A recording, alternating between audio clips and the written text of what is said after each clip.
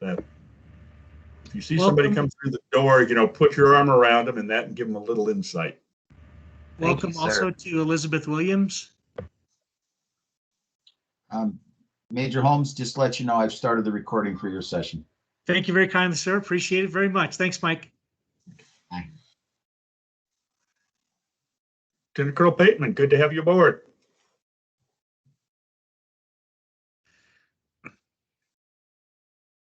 Oh, that's one of my favorite senior officers.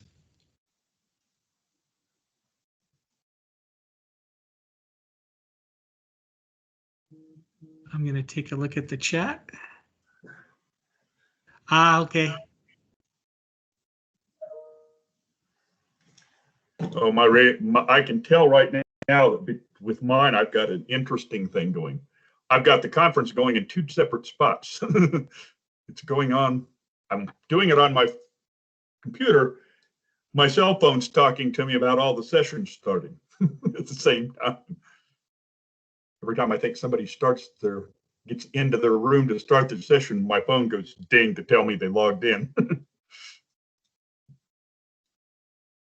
Did your camera freeze, Steve? I don't think so. I think I'm good. Okay, I just wondered because from my end, there you go, you're moving again. I just wondered if you had one of those slight freezes that.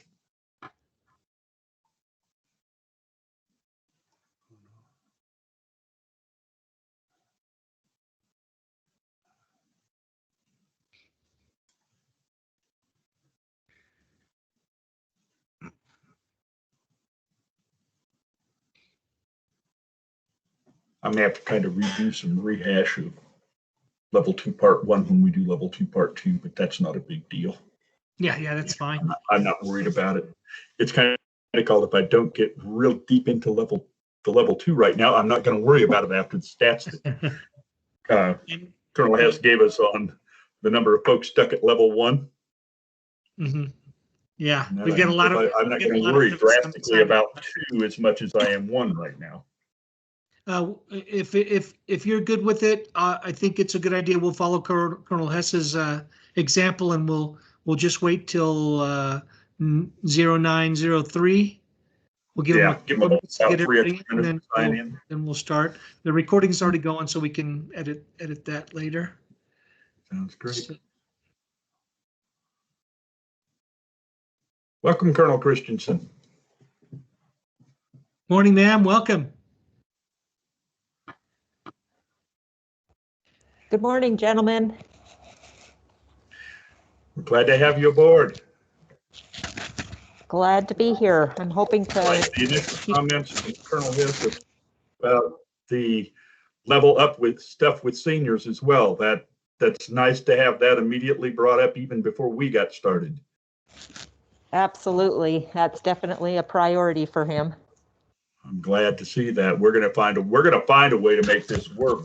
It's national. If it drives me nuts, I don't care. I will do whatever it takes to get this going the right direction. Well, we can't let that happen, so don't let it drive you nuts. Let us help you when we can. Well, I will get command staff involved with me if I get to the point where it's getting to complete frustration, and we'll all vent our frustrations together.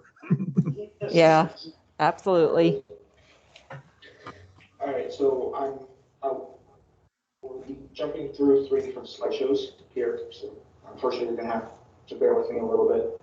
But welcome, everyone. Thank you.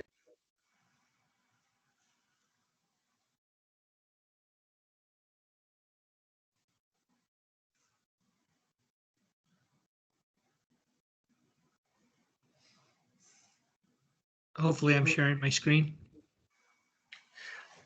I can see you perfectly fine. You see my first slide? Major Holmes, I'm going to turn off my camera and mute my mic. Can you see my first slide? Yes. Great.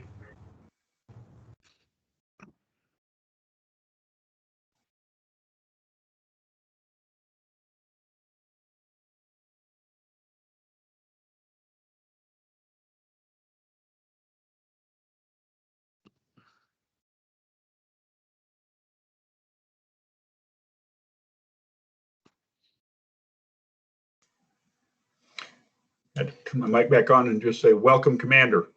Glad to have you aboard, sir. Glad to be here.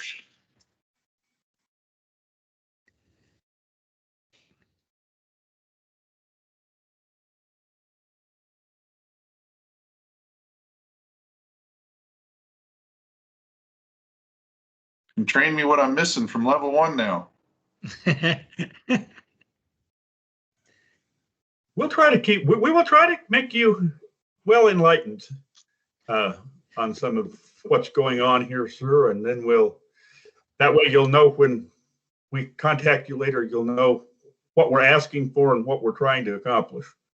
Absolutely. And if we can get Lieutenant Hess to get the Lieutenant Hess.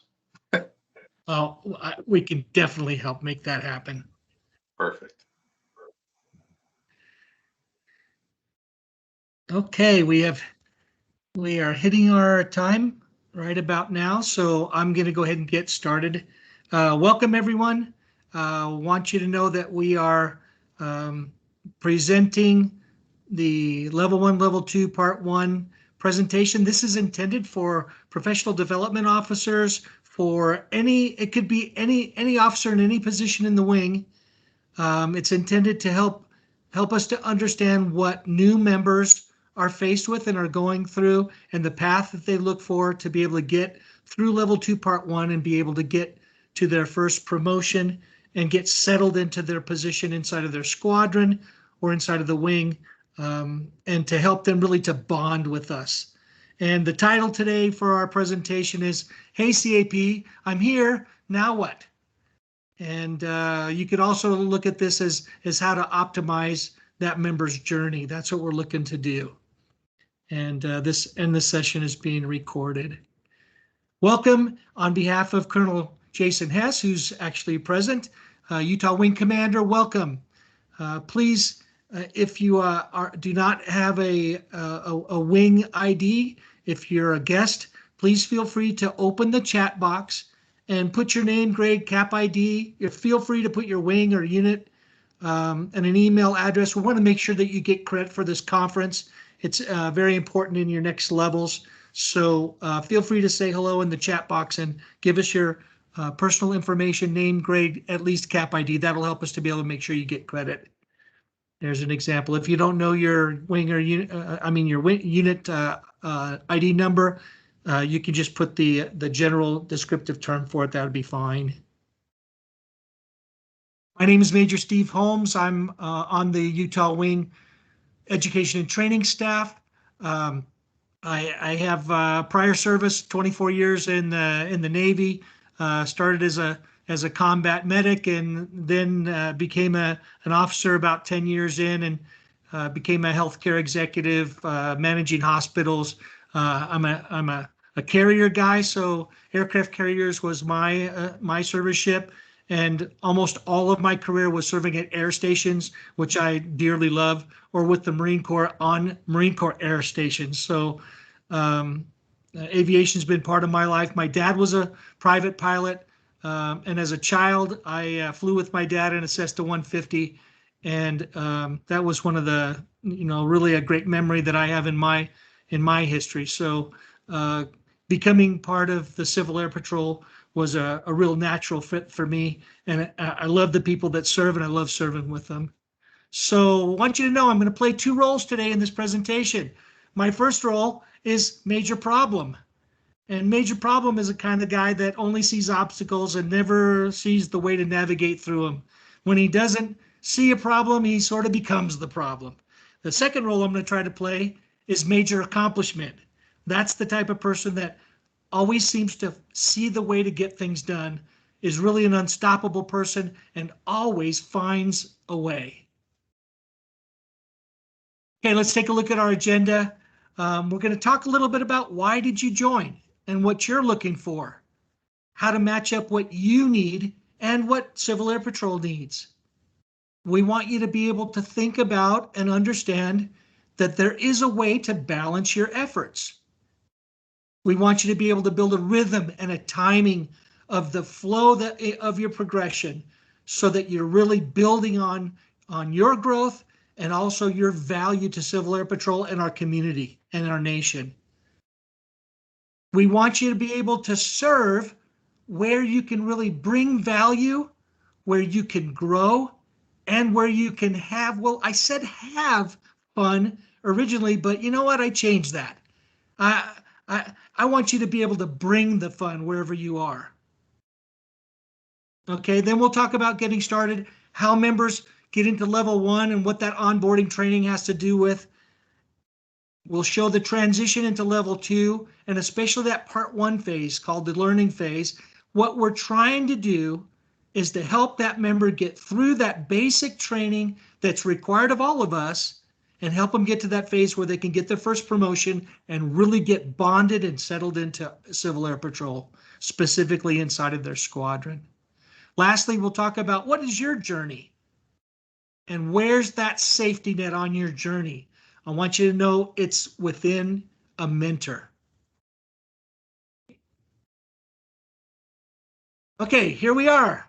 We've joined Civil Air Patrol, and it's like being an aircraft that's flying in the pattern around an airport, and you're saying, okay, I'm circling here, trying to find the airport. Where is it? Well, we're going to provide you many different points. Many different points that are going to help guide you right into where you need to land and settle in. Just like those approach lights that you see at an airport when it's getting dusky and dark and it's a little bit hard to see, and you see those lights in the distance and you're able to follow them right in and nestle right in to that airstrip that you're trying to get to. Okay, so why did you join and what are you looking for? Let's talk about this. For why you joined, we got common values that people see. Our new members, they join because they're service oriented. They've got skills to share. They see the camaraderie that exists in Civil Air Patrol, and they gravitate towards that. They want to be part of that camaraderie. They see the professionalism. They see how we look to be able to serve and do our best and be experts. They want to be part of that professionalism as well. Then think about the aerospace and aviation interests that people have, right? What are you looking for from Civil Air Patrol? Well, there's opportunities to contribute. You have the perfect opportunity to bring value and skills to the team. You can learn and you can grow. And you know what? A lot of us, I just want to fly.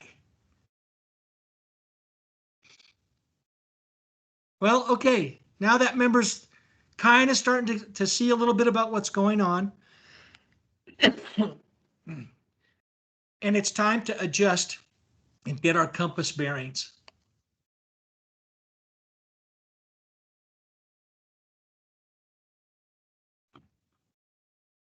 Let's talk about how they get started. Everybody starts in the same place. All of us have to receive level 1 onboarding training. And you might ask why?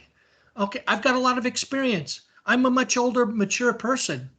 Why should I have to go through a basic onboarding?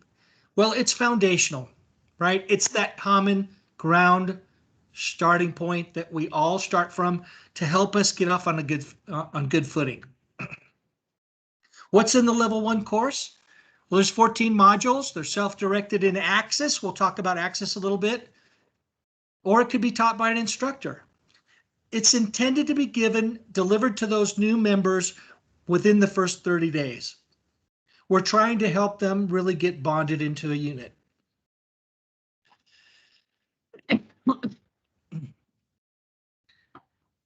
Inside that time frame, we want them to be able to let us know what their path to progression is going to be. We need to know whether they're a new member, a prior cadet, prior military, or whether they have critical professional skills.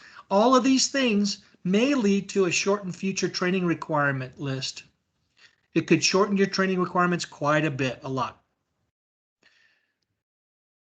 Then they transition, after they finish those 14 modules in level 1, transition into level 2 part 1 course. That's 9 modules within a cohort. What's a cohort? Cohort is a training group.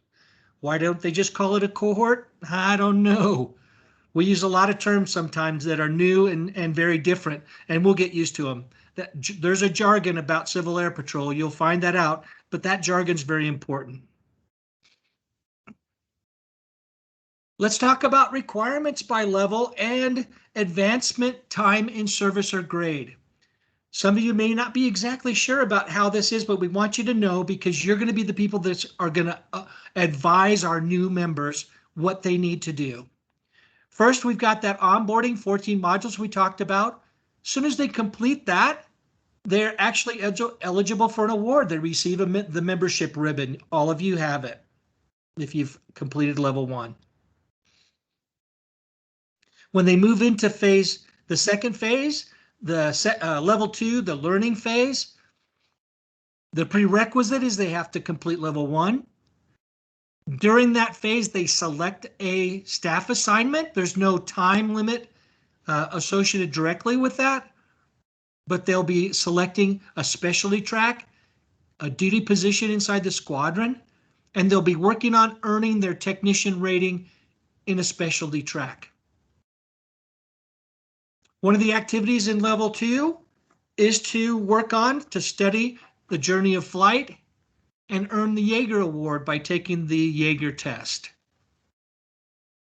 When they finally complete level 2, there's a special award, the Benjamin O. Davis Award, that comes as a result of completing level 2. Benjamin O. Davis was a brigadier general, part of the Tuskegee Airmen, the first black general in the Air Force, and we recall his great service and commemorate his service by naming this award for him. So the special note there is that completing level 2 part 1, that's the trigger point at which a member becomes eligible for second lieutenant or other special promotion opportunities, as long as they meet their minimum time in Civil Air Patrol.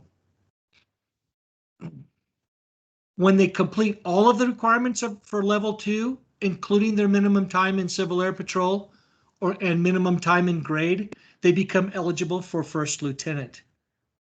Down at the bottom, you can see that that promotion path from senior member to second lieutenant. There is that minimum time in Civil Air Patrol requirement of 6 months.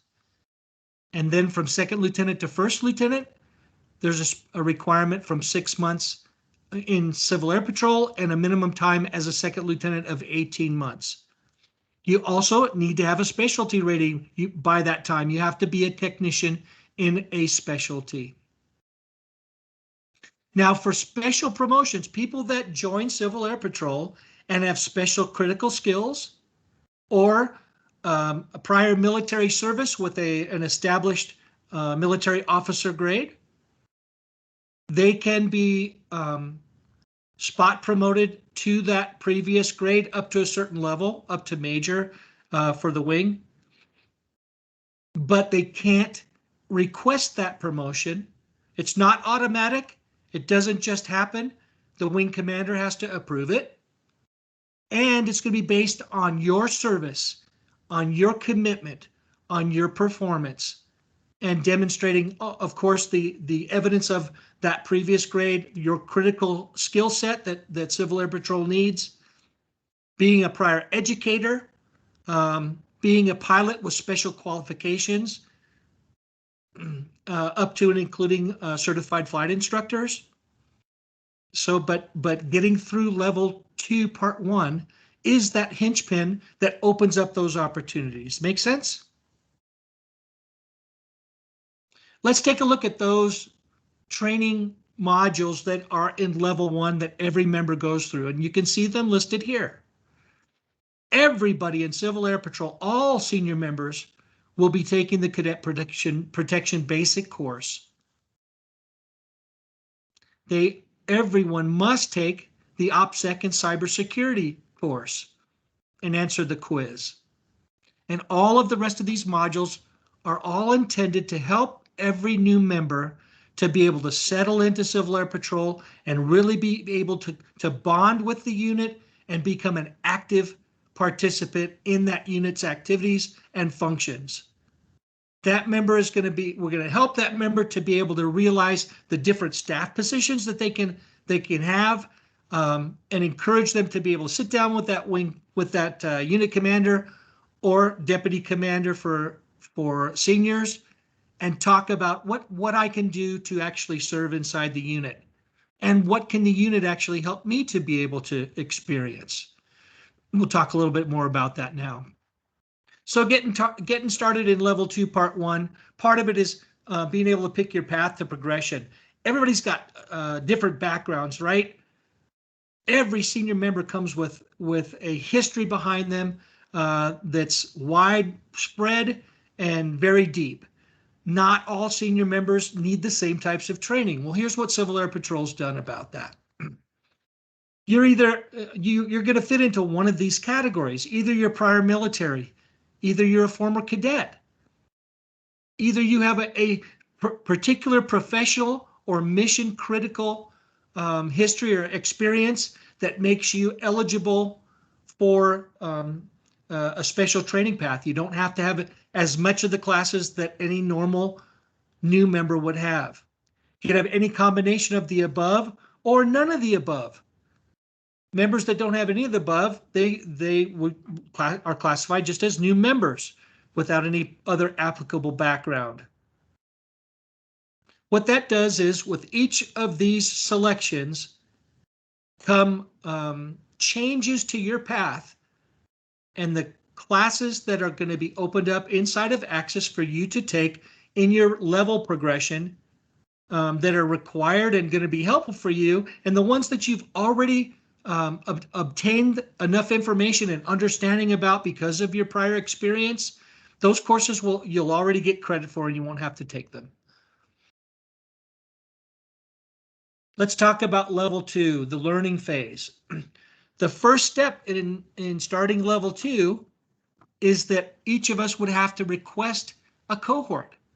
That's done inside of e-services, the professional development section, and there's a selection there where you request to become part of a cohort, and you select which one that applies to you, in this case level 2. Once you do that, all of these courses are made available to you. You actually, once you've completed level 1, you have some of these classes available to you inside of Access, but the top 3, they're followed with the word discussion. The top 3 aren't available until you're accepted into a cohort, and they usually do that once a month. So if a person requests, usually it's a couple of weeks before they'll get notified that they've been accepted, and the cohort will actually begin on a certain date. At that date, then these extra classes, the top 3 on this list, will be added to their Access. So in this case, accountability and responsibility of the adult leader. Specifically, it's got some questions and a work assignment that you do and you submit online, and it's reviewed by your cohort leader and some of your the co-students that are part of that cohort, and they make comments and provide you feedback on your submission. Cadet protection from the senior perspective and choosing your duty assignment and specialty track. Okay, there's a discussion that's required about that. The rest of these items: senior member education and training program, transitioning from cadet leadership to senior followership, transitions best practices for former cadets, uniform differences, unit organizations, and working with adult volunteers. Those are all available inside of Access and ready for you to get into and take right from the start of when you pass level 1 and get into level 2. Okay, how do you match up what you need and what Civil Air Patrol needs? What are the skills that you bring to CAP, to Civil Air Patrol, excuse me? Well, you're bringing significant prior experience. Sometimes you've been involved with emergency service already, fire department. Maybe you've done maintenance on aircraft or motor vehicles. Maybe you've done logistics before. Those are all skills that are really important, prior experience skills that really have a place. Are you a pilot? Maybe a certified flight instructor? Maybe you're an aircrew member and already have experience at that. Well, those are valuable skills that you bring. Do you have radio experience? Are you a ham operator? Do you have aerospace instruction experience? Are you an educator? Do you have experience training youth? What about a profession that you have? Do you have are you a medical professional? Legal? Are you a lawyer? A CPA? A teacher?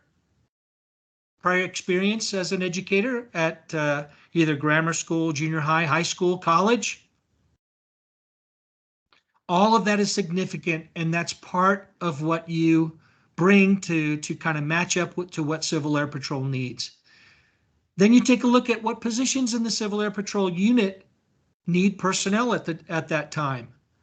Talk about the pilot needs, the staff positions available, cadet programs, aerospace education, working specifically with the community, getting people interested and excited about aerospace and about flying. Logistics, maintenance needs, emergency services, incident command structure, those types of things. All of those areas typically need personnel, and your experience may match up specifically with an opening that we need service.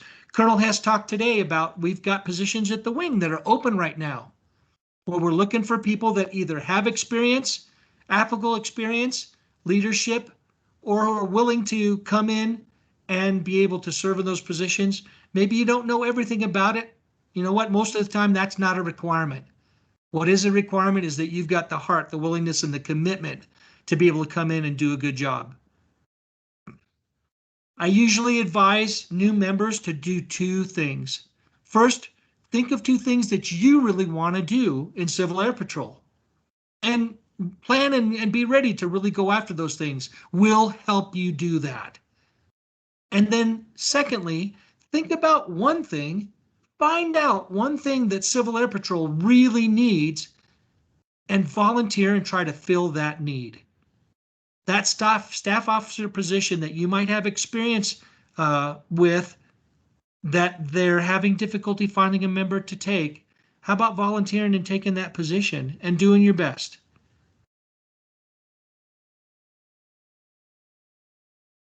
Let's talk about balance. Oh, wait a minute. This is not the slide that I put in for balance. You know what? I'm a little sensitive about weight. And look, somebody's actually put this in. They've actually said major problem is represented by this elephant. You know, I'm a little sensitive about this. There's got to be another balancing example that we can have here. Let me see if I can bring up another example of balancing, how to balance our efforts. Let's see. Oh, wait a minute. Oh gosh, not enough. Really, another elephant. And look, somebody's actually indicated which end of the elephant that I represent. That's really funny. Thanks, guys. Okay, there's got to be another one. There's got to be another. Okay, there's one. Really? What is this? Elephant Day? Okay, let me see. Maybe one more try. Okay, all right. I just shifted from major problem to major accomplishment. Here we go. Here's an example of balancing, the balancing act that sometimes we do when there's a lot going on and we really want to be involved with a lot, but we need to be a little bit measured about how we take things on. We want to be able to do a good job and handle different things, but really not allow ourselves to get in a situation where we're not actually measuring up and doing what we need to.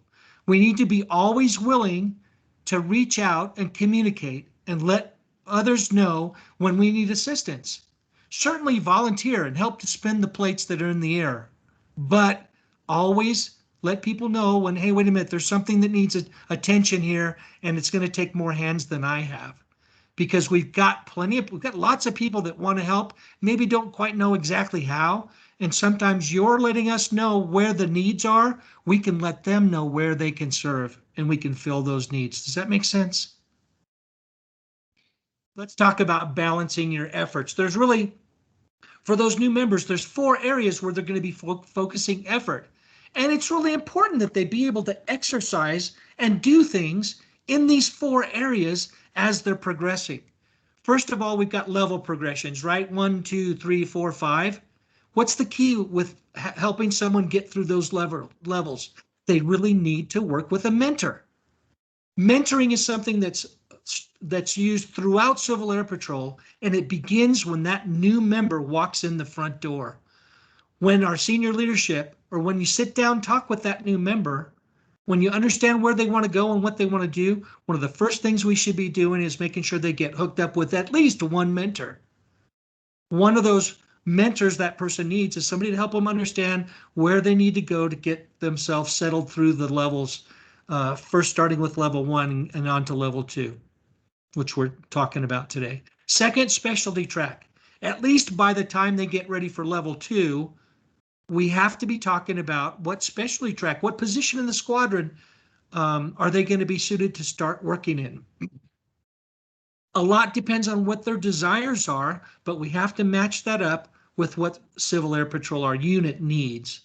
So once they pick a position in the unit, and hopefully a specialty track that kind of matches with that position where they're going to be working, because helping them to become more of an expert about what they're doing is really what we need to do to drive them to becoming a better, more valuable asset, right? That's going to help their pride to swell and help them to bond with our units and help them to progress.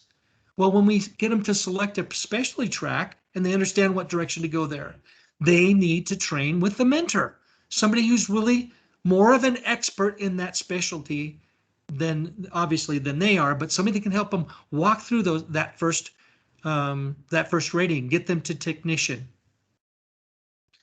We're going to explain to them about grade advancement. We also want them to work with a mentor about helping them get to their next promotion. Maybe it's one of the previous 2 mentors we talked about. Maybe it could be the same mentor for all 3 things, but maybe not. It's not uncommon for a person to need more than one mentor. When I wanted so badly to get my aircrew skills up and going, I needed to work with a good pilot, right? I'm not gonna learn my aircrew skills in a best fashion from a ground team member, right? I need to talk with somebody who can get me inside the aircraft, right? Last area, 4th area, operations qualification. That's one of the mainstays in Civil Air Patrol. Everybody needs to get linked into and understand what operations qualifications are. How do I go about understanding what I need to train in and how I need to study and prepare so that I can get to the practical side and actually execute it and exercise it? Well, part of operations qualifications is getting them to train with a mentor. That mentor in that operations qualification they're seeking may not be the same mentor as the other areas we've talked about. Could be, but some of them that I listed here in operations qualifications, aircrew, from pilots, being able to progress through being a transport mission pilot, getting to be an orientation pilot, getting to be a mission pilot. There's a progression there. We need to get them tied up with a mentor to be able to get through that. Aircrew members, we have a progress. Usually it's mission scanner, mission observer, and then aerial photographer, right? And aircrew members need to be walking that path. Inside of emergency services, any number of positions inside of emergency services that are listed in the operations qualifications area of e-services, they can find areas in there where they can expand and grow in their value to Civil Air Patrol by getting proficient in those different areas. The last part I wanted to mention in operations qualifications is incident command post. Increasingly, that's one of our ways we're going to be able to better serve our state, which includes the incident commander or any of the staff positions. And there are lots, right? Oops, sorry.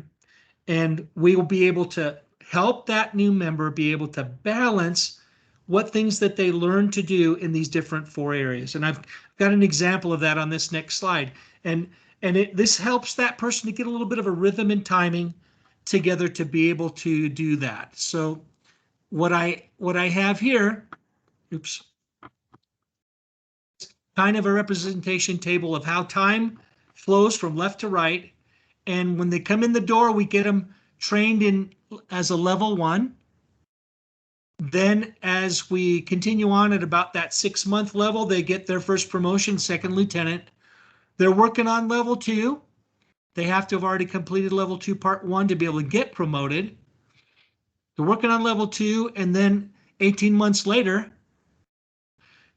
they will have already completed level 2. They're eligible for a promotion to first lieutenant, and they've completed by then that technician rating in that specialty. Oops, I keep clicking the wrong thing, sorry. So 30 months later, as a first lieutenant, about 2.5 years, right? Then by then, that gives them time to complete their level 3 training. They're eligible for promotion to captain, which has to be requested. And they've trained with someone and demonstrated through their specialty track the activities and experiences that are required to be able to advance from technician to senior. After that, 4 years later, as a captain, they're eligible for major when they complete level 4 and attain a master rating in a specialty. Once you're a major in Civil Air Patrol, you've got a 5-year period where you're growing. Could I ask everyone to please mute their mics? There's a lot of banging going on. And then there's about 5 years as a major before they're eligible for lieutenant colonel, having completed level 5.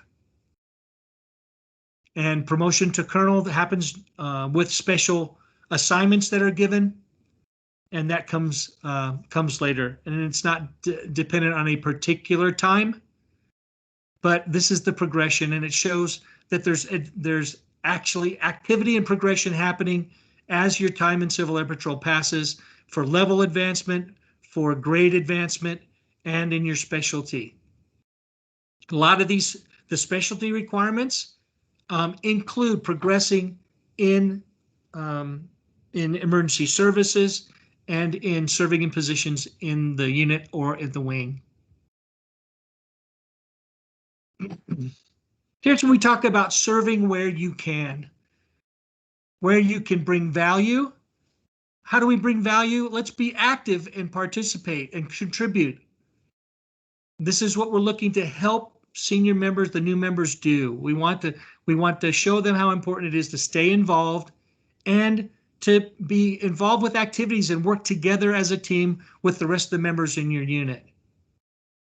We want that member to grow. We want them to learn, especially, first of all, we want them to get qualified in different things, but we want them especially to continue to become competent at those things. It's a very big difference. We can get qualified in a certain position or for a certain activity, maybe as a mission scanner, mission observer, or an aerial photographer, for example, as an aircrew member. Getting qualified is one thing. Becoming competent is completely different. I'm qualified at several positions, but my competency level is still lacking, and I'm working on that. It takes practice. It takes exercises. It takes being involved to be able to gain that competency. I want to be able to be called upon when there's a real emergency and I'm really needed. I want to be able to be called upon and be the person that really knows and understands what they're doing. So I'm bringing value to the team when we go to face that emergency or urgency. And remember, I said, talked about having or bringing fun. Well, bring fun to everything that you do. Remember, attitude determines your altitude. Your good attitude is going to have a great deal to do with how well you do, how well you're accepted, and how well you fit in Civil Air Patrol. Because we're a group of people who love good attitudes, right? If somebody brings a poor attitude, don't be surprised if you hear your teammates mentioning something about it, or maybe encouraging you to kind of turn that frown around and turn it into a smile, right? We like people that work hard, but we like people that we enjoy to be around, and attitudes mean a lot. I want you to just remember something, and it's at the bottom of this page. Our mission in Civil Air Patrol, it's not really to entertain you, but it can be very entertaining to be involved and be working together on things. right? So look for that entertainment or look for that great feeling that you get being part of this group by you participating and doing it the right way. And there's definitely good ways of participating, and we go after being the right way and having the right attitude. Okay, so what is this member's journey? Well, it's about that person, that new person. They get to build their journey, right? They think about what are their skills, what are their hobbies, what are their joys. Well, what do I really want to gain from Civil Air Patrol? What do I really want to improve on? All right, well, let's work on those things. Let's find out where that medium is, where I can select those paths that I want to follow. And what's my safety net while I'm doing that? Hey, it's my mentors, right? When I run into difficulty, have questions, or want to experience new things in those tracks of learning, I'm going to work with my mentors. That's how I'm going to get progressed. That's how things get documented. That's how we get advanced, right? That's how we become competent. When that new member really first selects a specialty track and a squadron position, that person needs a mentor assigned. We as leaders need to make sure that happens. And we, even if we're not assigned as a mentor to that new person, we need to be just as a teammate, be watching out for any new members and looking for opportunities where we can help them along the path. If we see they're struggling, offer to help out, offer to be available for them for questions or answers, right?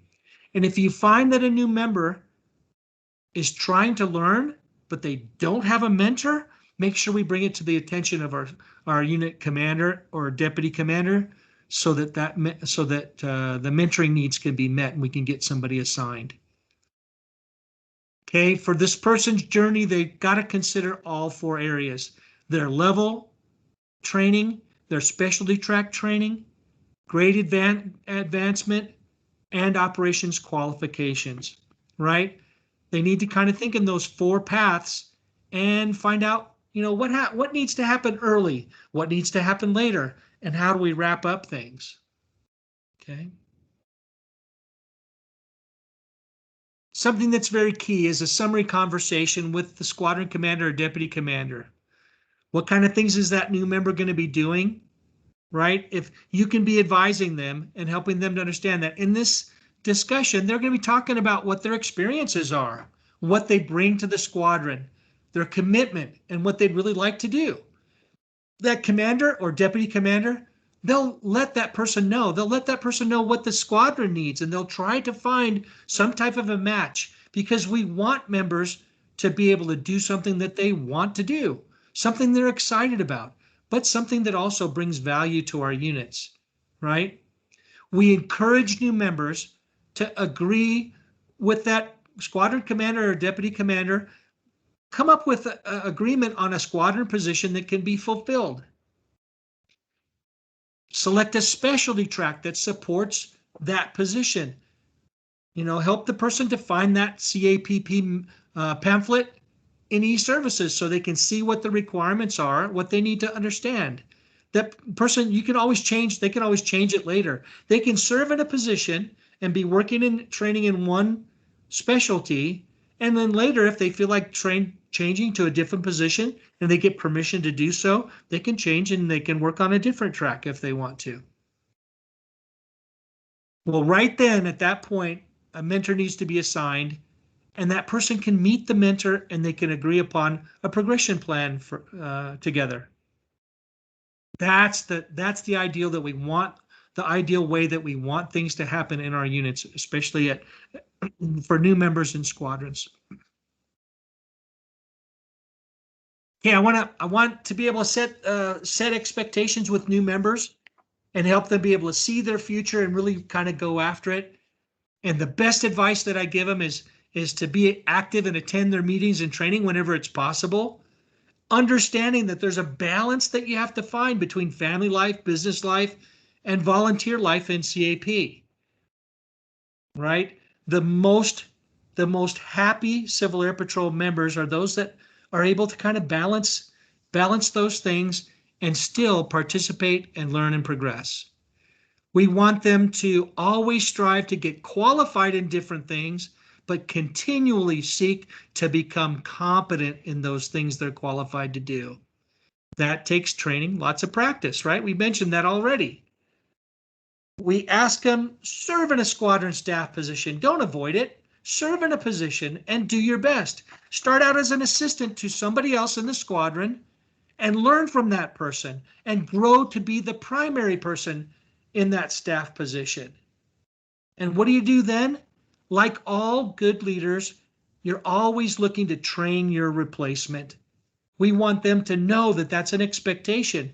They learned from someone so that they could take over a primary position. We want them to train somebody that can take their place so that they can move on and do other things and become a higher level leader in our organization.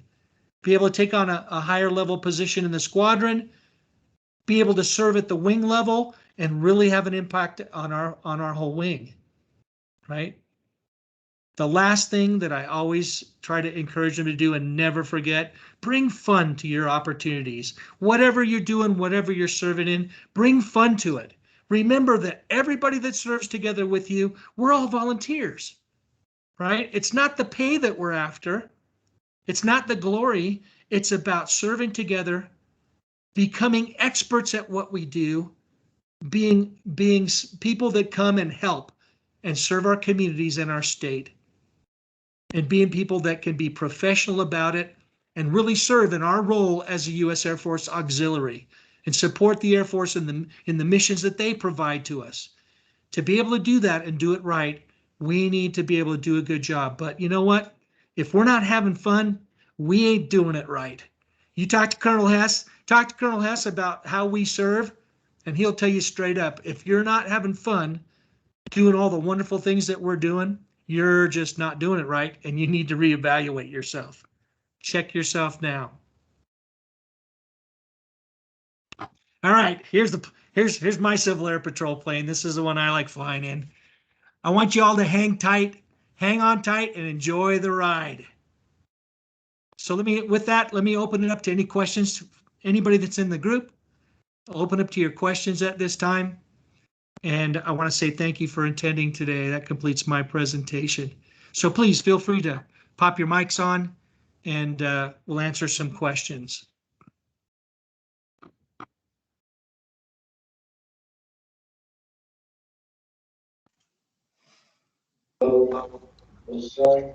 Bottom there. Sir, I didn't have a question. I just wanted to tell you thank you. It was a great presentation and answered a lot of questions for me. So thank you. Sure, appreciate it. Thank you so much.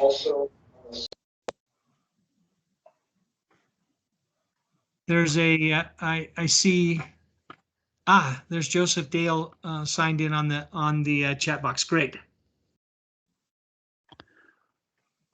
Hello, sir. My name is Brad Usek. I'm a senior member from the Illinois Wing. Thanks for joining. Go Yeah. Illinois Wing. Yeah, I'm just trying. I'm a senior member. I just started December, so I'm learning a lot and appreciate your time. But one question: how do you see the role of I guess it's the small unmanned aircraft system drones involved with your wing and just in general, if you could speak to that, because I'm training actually to get my Part 107 certification. That sounds great. I'm probably not the best person to speak on that, but from my perspective, I see SUAS as being another role that we can serve. I mean, there's going to be places where we can't get into the area, and if we can send in an unmanned aerial vehicle that's got perhaps photo capability that can be able to go in and track up an area and be able to examine it first. That provides an outstanding and exciting role for us. Colonel Hess, can I ask you a little bit about that? I just don't have the background in SUAS, but is there anything you could add as far as the role that we can serve with that platform, sir? Sure. Brad, great question. Utah Wing has had a presence in SUAS for a little while now, but it's become a strong emphasis, certainly of my command, that it'll become a mission that will become very, very valued and important if done right nationwide. And so I, as a Part 107 holder myself, I've been a hobbyist and now going to be championing this mission within Utah Wing. I see it as being very potentially valuable to our state partnership here in Utah. We have varied terrain. Makes it difficult sometimes to get close quarter cameras into places. And so it makes a very, very unique situation for us. Yeah. Going to be a much different mission from what would happen in Illinois, where, you know, I'm from Ohio Wing originally, so not too far away. You're dodging radio towers, we're dodging rocks. So it's going to be an interesting dynamic and dichotomy, but it certainly is a mission I think CAP needs to get on board with, and something that we need to put some emphasis in. Yeah, it's a big focus in Illinois Wing. I mean, there's a class that one of the members is running through a bunch, I think about 50 members to get our qualifications. So I'm glad to hear everybody's moving forward with the same. Good. Thank you. Thank you. Thank you, sir. And thanks, Brett, for the question. Any other questions, anyone, or any other discussion topic? We've got several minutes left. Just one topic. This is Brett again. I don't have the chat function available in my team session, so I'm not sure if that's because I'm a guest or. But, I'm sure that's why. Yeah, but yeah. Feel free to, if you've got information to pass, I'll be happy to copy it down, or I can also give you my email address if you want to use that, and you can pass the information to me. I'll put it. You don't have access to the chat box. Here's my email. It's Stephen, STEPHEN .Holmes, HOLMES, just like Sherlock, at Utah Wing. That's Uniform Tango Whiskey Golf .cap.gov, G-O-V. All right. Thank you, sir. My pleasure. Thank you so much for joining today. Anyone else that may have questions? Yes, I do. My name is Patricia Brown, and I am a senior member too. Also, I joined last year in, I think, October. And the question I have is, because of COVID, things that have been different in the sense of training and for the new members. And if I have not been assigned a mentor, how that will work, and what would be the job of a mentor in this case if I don't have a mentor right now? That's a great question. Usually that happens by talking with your deputy commander for seniors, or with the unit commander, your squadron commander.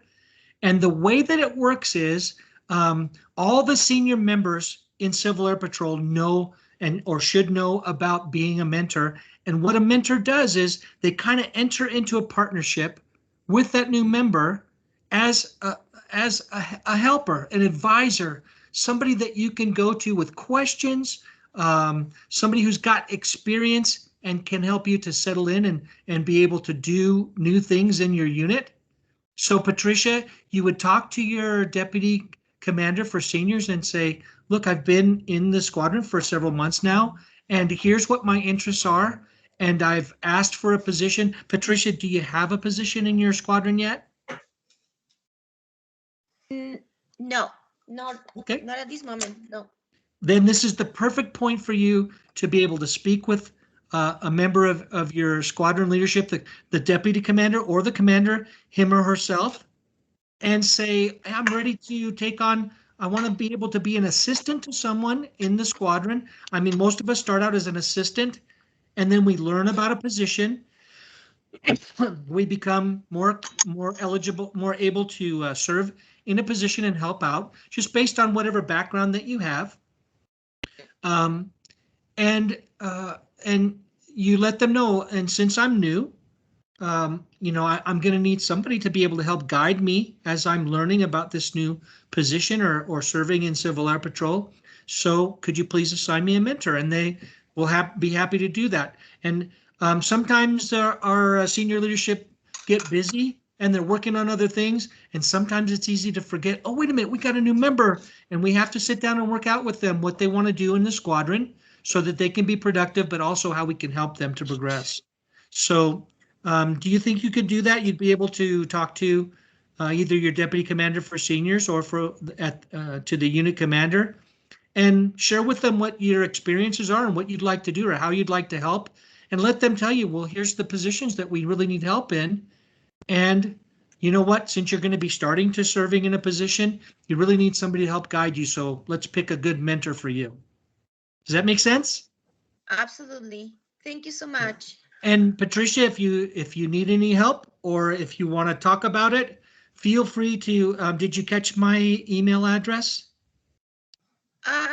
No, but I think I can talk to my unit, and Sure. find that I need there. Yeah. Anyway. Can I ask you what unit you're in by chance? What unit are you part of? The Minuteman in Weaver. We are in Weaver. Nice. That's an Yeah. excellent unit. That's Yep, great. it is.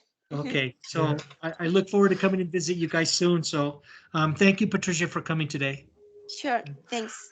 Any other I questions? will add to that Go ahead. uh, Go ahead, Wiley. comment. There are always the possibilities with the type demographics we've got within Rocky Mountain region that you find a specialty track and you realize there isn't anybody in my squadron that does that, but this position needs filled. You get filled into the position.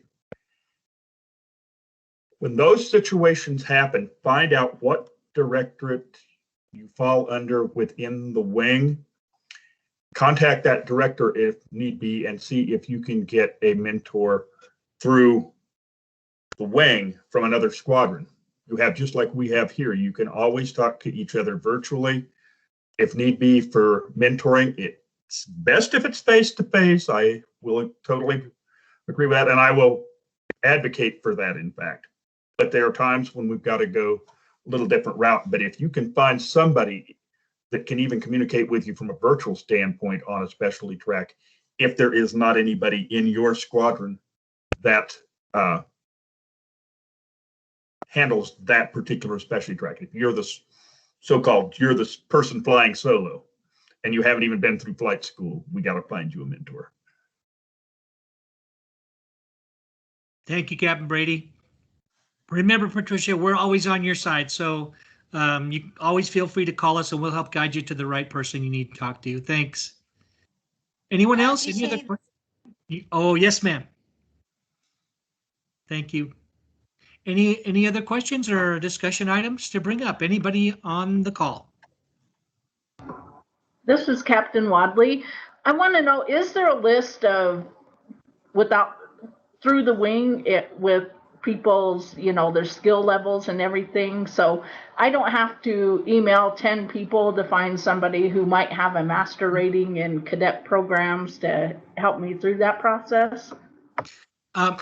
I don't know if it's available to every member of the wing, but I know that when I go to member reports and I pull up a subspecialty report and I select RMR UT 001, the unit number for the wing, I get a readout that includes people all the way throughout the wing. Alice, can you check and see if you have access to that in member reports, subspecialty report, and then see if it lets you select other units and if you're able to select RMR UT 001. If you don't have it, I will be happy to print out a list and send it to you. Yeah, I was about to say, Alice, that's absolutely within the scope of Major Holmes to send you that list. Absolutely. Yeah, you can forward me or Major Holmes, either one, and email on that along with Lieutenant Colonel Caleb Powers. Any one of the three of us will gladly look up and find you somebody with a rating higher than the one you're trying to get to help mentor and sign off on specialty tracks. That's one area that we are really looking to attack this year and get people out of this. As I say, this is not the Utah Wing Monastery, and we don't need nuns. And Alice, you know how important you are to me, And anything that you need that I can help with, I'm in your corner. Yes, sir. Thank you. Yes, ma'am.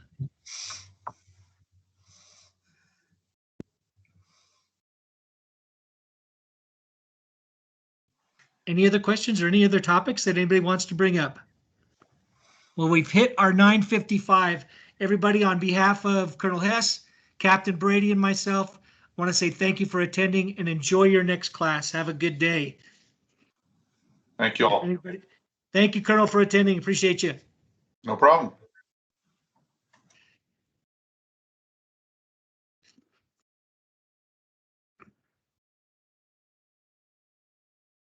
Wiley, can you answer Joe Dale's question? He has access to the calendar, but he sees the individual tracks, but he can't find the calendar that breaks it down to one page. Do you have a link for that? Is there a link you can put in there for him? I don't have that.